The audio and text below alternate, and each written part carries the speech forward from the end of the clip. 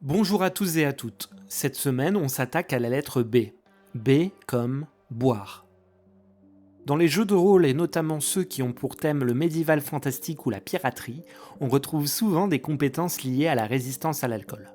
Alors évidemment, l'abus d'alcool est dangereux pour la santé et pour nous autres joueurs, mais que se passe-t-il si notre personnage boit plus que de raison ? Comment faire pour retranscrire ça en jeu ? En premier lieu, on peut aller voir ce que disent les règles. Ça dépend bien sûr de chaque jeu de rôle, mais si l'alcool est important dans l'univers, il est fort à parier qu'il y aura une petite page de règles dédiée à ça. Et si jamais il n'y a pas de règles, on peut très facilement intégrer une règle pour gérer cela. Supporter les effets de l'alcool. Par exemple, on peut imaginer que dès qu'il y a consommation d'alcool, on réalise un jet pour vérifier si le personnage supporte les effets ou pas. Tout dépend du jeu, il faudra bien sûr s'adapter, mais cela peut être un jet de résistance physique, un jet de santé, ou même un jet de résistance au poison. En cas d'échec, on peut alors appliquer une pénalité sur une certaine durée à la discrétion du MJ. À chaque nouvelle consommation d'alcool, on réitère ce jet, les malus s'accumulant à chaque fois. Pour les petits malins qui ne veulent pas boire de l'alcool pour éviter les effets néfastes, on peut leur demander un jet dans des compétences sociales ou de force de volonté. Ce jet permet de déterminer si le personnage reste sage ou s'il se met à faire la fête. On peut appliquer des modificateurs en fonction de la personnalité du personnage, du roleplay ou de l'environnement. Peut-être que le personnage aura tendance à trinquer s'il est entouré de ses amis dans une taverne avec de la musique. La table des effets. Si vous désirez rajouter un peu de piment à vos parties, vous pouvez attribuer des effets néfastes à vos joueurs.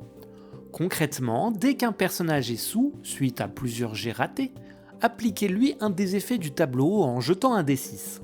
Sur un 1, le personnage devient violent et cherche à se battre, peut-être même avec ses propres compagnons.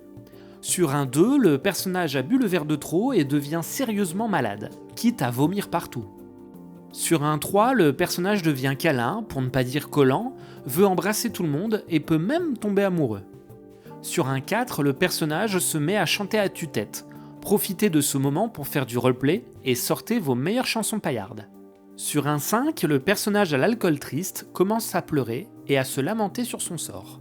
Là encore, vous pouvez en profiter pour faire du roleplay et exprimer des secrets enfouis au plus profond de l'âme du personnage.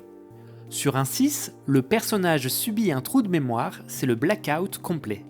Le maître du jeu peut alors en profiter pour réaliser des actions qui seront inconnues du joueur, jusqu'à ce que celui-ci reprenne ses esprits.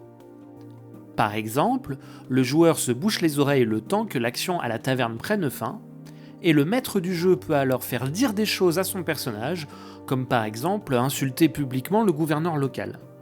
Dès que le joueur reprendra possession de son personnage, il sera sans doute très surpris de voir que la milice de la ville lui en veut, sans savoir pourquoi. Les jeux d'alcool. Parfois, deux personnages vont se défier dans un jeu d'alcool. Au lieu de faire jeter à chaque joueur une série de dés ou régler ça en un seul jet de dés qui peut être frustrant, je vous propose un mini-jeu que vous pouvez intégrer à vos parties. De la même manière que les personnages vont boire chacun leur tour un verre d'alcool jusqu'à ce que l'un des deux s'écroule, les deux protagonistes vont poser un dé devant eux. Chacun leur tour, ils poseront un dé sur leur pile de dés, et ainsi de suite jusqu'à ce que l'une des piles s'écroule. Et si malgré tout vous voulez boire dans la réalité vraie de la vie réelle, avec modération bien entendu, vous pouvez toujours jouer à Drinking Quest.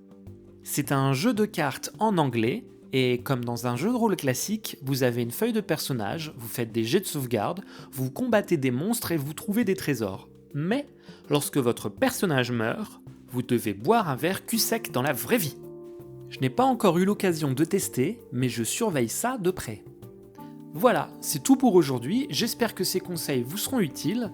Enfin, pour flatter l'algorithme de YouTube, n'hésitez pas à commenter, liker, partager, la cloche, tout ça.